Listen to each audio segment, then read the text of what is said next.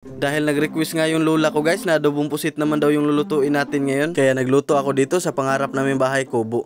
Pero bago ang lahat, sisimulan muna natin sa magandang umaga. Kaya umaga pa lang ay nilinisan ko na tong mga kawayan na naputol-putol ni tatay kahapon. Ito kasi ang gagamitin namin na pansahig doon sa aming bahay kubo. Kaya marami pa kaming kawayan na puputulin ni tatay. Kaya maganda talaga kapag kawayan yung gagamitin kasi kahit gaano kainit ay malamig pa rin sa loob ng bahay kubo. Kaya pagkatapos ko nilinisan ang labas, biniyak ko na rin. Kailangan mo kasing linisan kasi marami ang dapaw-dapaw kung tinatawag dito sa amin. Makati kasi yun guys, lalo na kapag nakahubad ka, kaya kailangan mo talagang unahin yun pagtanggal. At salamat nga rin pala sa mga nagbigay ng idea sa akin kung bakit pinaiba-iba ni tatay ang bawat puno na nabiyak ko. Para daw kasi pantay kapag nailagay na. Kaya kailangan lang talaga nating makinig sa mga matatanda kasi sila yung nakakaalam sa ginagawa nila. At ganito lang pala kadali linisan ang kawayan, pero kailangan mo lang magdahan-dahan, baka masugatan ka kasi mabilis lang din tong makasugat. Kaya pagkatapos ko nalinisan lahat, tinali ko na rin para makapunta na doon sa aming bahay kubo. At para makapagluto na rin sakto sa pananghalian namin nila tatay. Kaya pagkatapos ko tinali ang bawat isa, tinali ko na rin lahat para isahang dala na lang dun sa aming bahay kubo. At mga ilang araw na lang din guys ay matatapos na yung pangarap namin na bahay kubo ni tatay. Dingding at sahig na lang ang kailangan kasi natapos niya na ang pagbubong. At maraming salamat din sa lahat ng nag-sponsor kasi kundi dahil sa inyo hindi namin mabibili lahat ng pangangailangan na materialis dito sa aming bahay kubo. Meron talagang mga tao na mabuti kahit hindi man natin sila nakilala sa personal. At salamat din palagi sa laging suporta nyo guys. Kaya pagdating ko dito sa aming bahay kubo, diretso na rin ako magluto. Pero bago pala ako magluto, hugasan ko muna tong pusit na nabili ko. Nabili ko lang pala to sa halaga ng 100.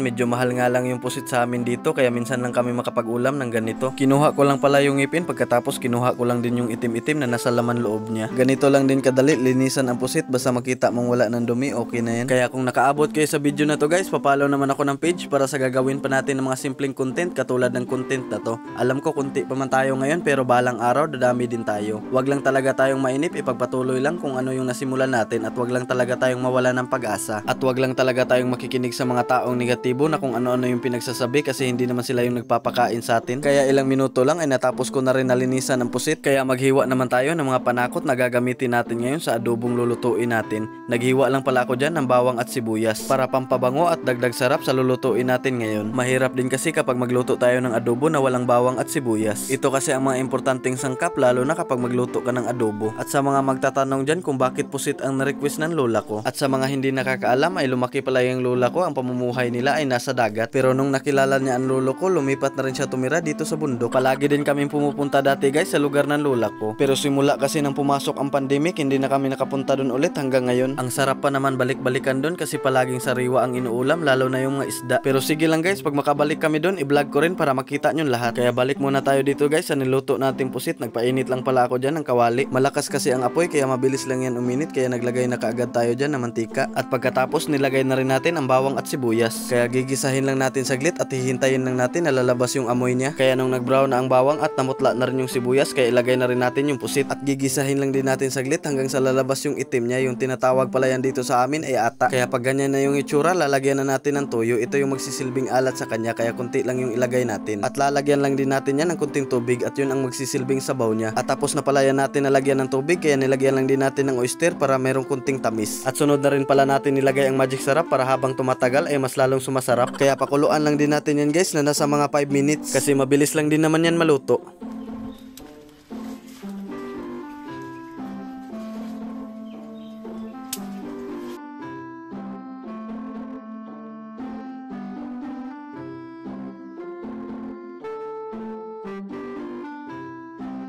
Kaya after 5 minutes guys, itikman na natin kung ano yung lasa. Kaya okay na, kaya hanguin na natin para makakain na rin kami.